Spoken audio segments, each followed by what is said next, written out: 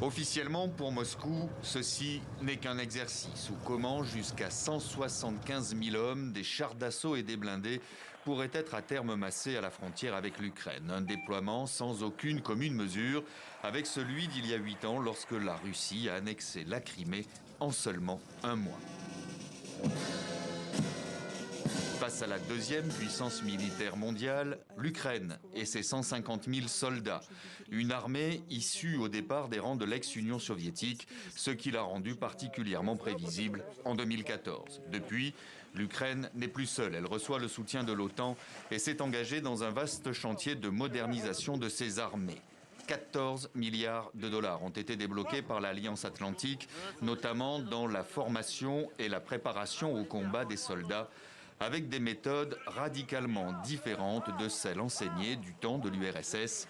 Il y aurait aujourd'hui 150 conseillers militaires américains en Ukraine.